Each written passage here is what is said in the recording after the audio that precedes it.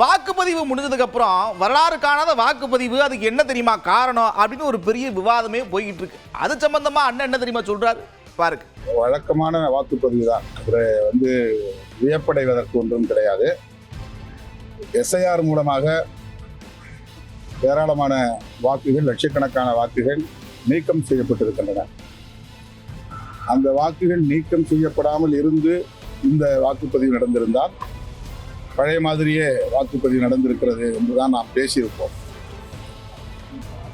ஆனால் எஸ்ஐஆர் மூலம் இதுவரையில் பதிவு செய்யப்படாமல் இருந்த வெறுமன எண்ணிக்கையில் மட்டுமே இருந்த வாக்குகள் லட்சக்கணக்கில் செய்யப்பட்டிருப்பதனால் இப்போது கூடுதலாக வாக்குப்பதிவு ஆகியிருப்பதை போன்ற ஒரு தோற்றம் இருக்கிறது. இது உண்மை இல்லை. ஒவ்வொரு தேர்தலுக்கும் 5 ஆண்டுகளுக்கு பிறகு புதிய வாக்காளர்கள் 20 to 25 லட்சம் பேர் இணைவார்கள். அது அந்த எண்ணிக்கையில் கூடுதலாக சேருவார்கள். அதுபோல் இந்த தேர்தலிலும் 20 to 25 லட்சம் பேர் புதிய வாக்காளர்கள் சேர்ந்திருக்கிறார்கள். அவ்வளவுதான். இப்படியா சொன்ன அண்ணன் அடுத்து என்ன தெரியுமா சொல்றாரு? நான் சும்மாக்கும் சொல்லல, களத்துக்கு போயிருக்கேன், மக்களை சந்திச்சிருக்கேன், அதன் அடிப்படையில் எனக்கு என்ன தெரியுது அப்படின்னா திராவிட மாடல் 2.0 பிரகாசமா தெரியுது அப்படின்னு சொல்றார். இந்த தேர்தலில் மீண்டும் திமுக ஆட்சிதான் அமையும். மதசார்பற்ற முற்போக்கு கூட்டணி மாபெரும் வெற்றியை பெறும்.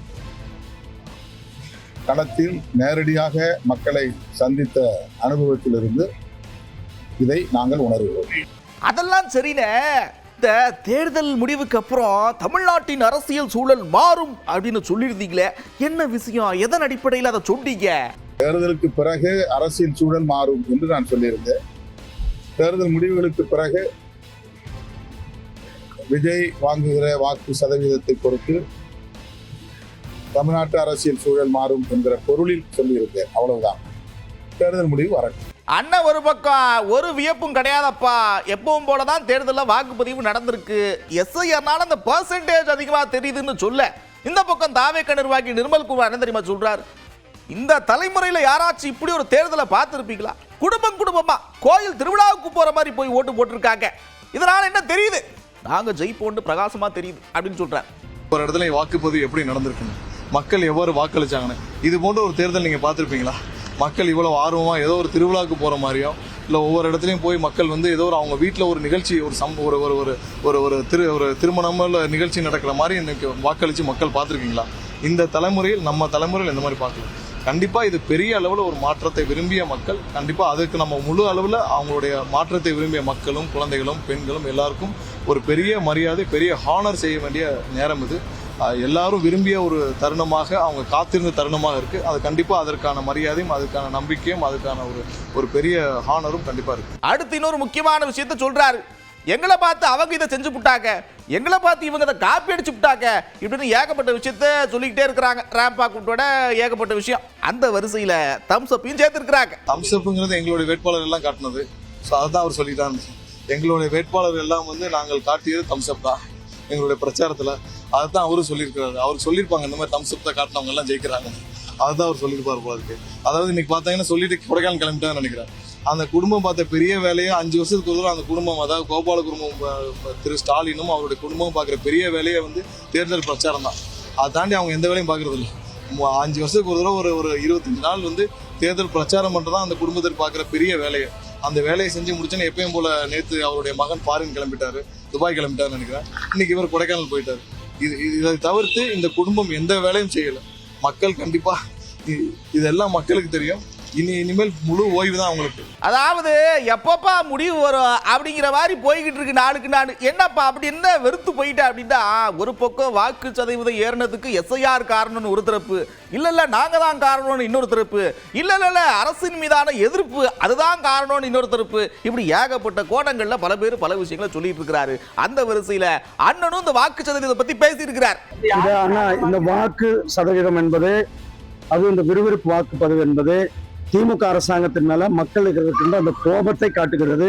திமுக அரசாங்கம் மேல அவங்க வச்சிருக்கிற அந்த ஆதங்கத்தை, அவங்க மேல ஒரு வெறியை வச்சிருக்காங்க. அதுதான் இவ்வளவு விறுவிறுப்பான வாக்குப்பதிவு. இந்த வாக்கு சதவீதமானது திமுக அரசாங்கத்திற்கு எதிரான வாக்கு சதவீதமாக இருக்கு. மக்கள் ஓட்டு சதவீதம் பாருங்க, எவ்வளவு எழுச்சியான வாக்கு, எவ்வளவு ஒரு வேகமா ஓட்டு போட்டிருக்காங்க. திமுக அரசாங்கத்தை தூக்கி எறிய வேண்டும் என்பதற்கான வாக்காக தான் இந்த வாக்குகள். அது சும்மா ஆட்சிக்கும் கண்மூடித்தனமா சொல்லிக்கிட்டு இருப்பாங்க. பாஜக இப்படிதான் கட்சியை உடச்சு விடுவோம், அதுக்கப்புறம் கட்சியை காணாம போயிடும், இப்படிலாம் சொல்லிக்கிட்டு இருக்கிறாங்க. ஆனா உண்மை என்னன்னா, பாஜகவோட வளர்ச்சியை பார்த்து விருப்பப்பட்டு எல்லாரும் பாஜக சேர்றாங்க. அதுதான் உண்மை அப்படின்னு சொல்லியிருக்கிறார் அண்ணன். எது சம்பந்தமா பேசுறாருன்னா, இந்த ஆம் ஆத்மில இருந்து மாநிலங்களவை உறுப்பினர்கள்லாம் போய் சேர்றாங்கல்ல, அதை பத்தி சொல்றாரு. பாஜக மேல மக்கள் 2047 விக்சித் பாரத் பிரதமர் அவருடைய செயல்பாடு இதை பார்த்து பலரும் பாரதிய ஜனதா கட்சிக்கு வந்துட்டு பாரதிய ஜனதா கட்சியினுடைய வளர்ச்சியினுடைய வேகமானது மிக சிறப்பாக இருந்தது. ஏங்க என்னங்க பேசிக்கிட்டு இருக்கீங்க? ஒரு ஒப்பீட்டுக்கு நியாயம் வேணாமா? காங்கிரஸ் திமுக ஒரு கட்டமைப்பு இருக்கக்கூடிய கட்சி, அவங்க இப்பதான் வந்தாங்க, அவங்கள போய் காரணம் சொல்லிக்கிட்டு இருக்கிறீங்க அப்படின்னு கேட்கிறாரு முன்னாள் முதலமைச்சர். முன்னாள் முதலமைச்சர் சொன்ன உடனே ஓஹோ அவரா அப்படின்னு யோசிப்பீங்க. இவர் வேற. அதாவது அவர் இப்பதான் களத்துல இறங்கி இருக்கிறார். ஆனா திராவிட முன்னேற்ற கழகத்துக்கும் காங்கிரஸ் கட்சிக்கும் அனைத்து இந்திய அண்ணா திராவிட முன்னேற்ற கழகத்துக்கு கட்டமைப்பு இருக்கு. ஒவ்வொரு பூத்துல இருந்து, ஒவ்வொரு கிராமத்துல இருந்து, ஒவ்வொரு தொகுதியில இருந்து அவங்களுக்கு கட்டமைப்பு இருக்கு. ஆனா இவங்களுக்கு அந்த கட்டமைப்பு இல்லாத ஒரு சூழ்நிலை. அதனால அவர்கள் வெற்றி பெறுவது என்பது உறுதியாக சொல்ல முடியாது. இந்தியா கூட்டணி வெற்றி பெறுவதற்கான வாய்ப்புகள் நிறைய இருக்கின்றன.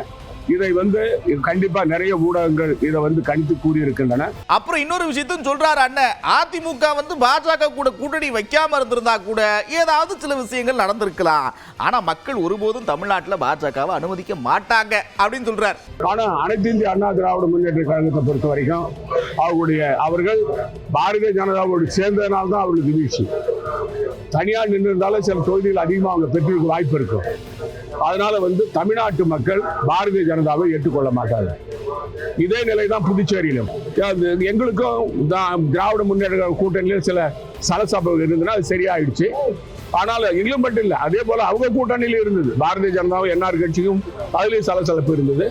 இந்த தேர்தல் ஒரு வினோதமான தேர்தல், யாரும் கணிக்க முடியாத ஒரு தேர்தல். ஆனால் தமிழ்நாட்டை பொறுத்த வரைக்கும் இந்தியா கூட்டணி திராவிட முன்னேற்ற கழக தலைவர் ஸ்டாலின் அவர்கள் தலைமையில கண்டிப்பா ஆட்சி அமைக்கும். தமிழ்நாட்டில் புதுச்சேரி மாநிலத்தில் இந்தியா கூட்டணி காங்கிரஸ் தலைவர் ஆட்சி அமைக்கும். இப்படியே பேசின அண்ணன் அடுத்து என்ன சொல்றாருன்னா, அது சார் அவங்க எப்பயுமே அப்படித்தான், அவங்க ஒரு பழக்கமாவே வச்சிருக்கிறாங்க, நேரடியா வர்றது அவங்களுக்கு தெரியவே தெரியாது. இப்படி கட்சியை உடைக்கிறது, எம்எல்ஏக்களை விலைக்கு வாங்குறது, இந்த மாதிரி தான் எப்படியாச்சும் புறவாசல் வழியா வந்துகிட்டே இருக்கிறாங்க அப்படின்னு பாஜகவை விமர்சனம் பண்ணியிருக்கிறார்.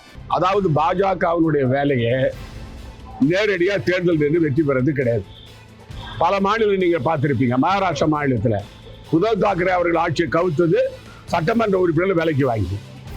அதே போல பாரதிய ஜனதா கட்சி மத்திய பிரதேசத்தில் கமல்நாத் அவருடைய காங்கிரஸ் ஆட்சியை கலைச்சது சட்டமன்ற உறுப்பினர் விலைக்கு வாங்கி. இப்படி சட்டமன்ற உறுப்பினர் விலைக்கு வாங்கி தான் அவங்க ஆட்சி அமைச்சுக்கிறாங்களே தவிர பாரதிய ஜனதா கட்சி நேரடி தேர்தலில் வெற்றி பெறது கிடையாது. அவங்களுக்கு அதாவது பாரதிய ஜனதா கட்சியோட பொதுச் செயலாளர் யாருன்னு சொன்னா வருமான வரித்துறை, அமலாக்க பிரிவுத்துறை, சிபிஐ இவங்களை வச்சு மிரட்ட வேண்டியது. சட்டமன்ற உறுப்பினர்களை, அமைச்சர்களை மிரட்டி அந்த கட்சியில சேர்க்க வேண்டியது. இதுதான் பாரதிய ஜனதாவுடைய கைவந்த கலை. இது ரொம்ப காலம் நீடிக்காது. பாரதிய ஜனதாவுக்கு அழிவு காலம் வரும். இவர்கள் எந்த வேலையை செய்யறாங்களோ அதை மாற்று ஆட்சி வந்தா இதை விட அவங்களுக்கு மோசமா செய்வாங்க. ஏன்னா முற்பகல் செய்யும் பிற்பகல் விளையும். இது பாரதிய ஜனதா கட்சி புரிஞ்சுக்கல. அதாவது மம்தா பானர்ஜி அம்மையாக தொல்ல, ஸ்டாலின் அவர்களுக்கு தொல்ல. நான் முதலமைச்சரா இருக்கும்போது ஒவ்வொரு தினமும் நான் போராட வேண்டியதா இருந்தது அந்த கிரண்பேடியை எதிர்த்து. ஸ்டாலின் அவர்கள் அந்த ரவியை எதிர்த்து போராடினார், இந்த ஆளுநரை எதிர்த்து. இப்படி போராடி தான் நாங்கள் வெற்றி பெற்றிருக்கிறோம். ஜனநாயகத்தை அதாவது குழி தோண்டி புதைக்குது பாரதிய ஜனதா கட்சி. ஆனால் வட மாநில மக்கள் அதை புரிந்து கொள்ளவில்லை. காலம் வரும், மாற்றம் ஏற்படும். நாட்டில் கண்டிப்பா தலைவர் ராகுல் காந்தி பிரதமராக வருவார்.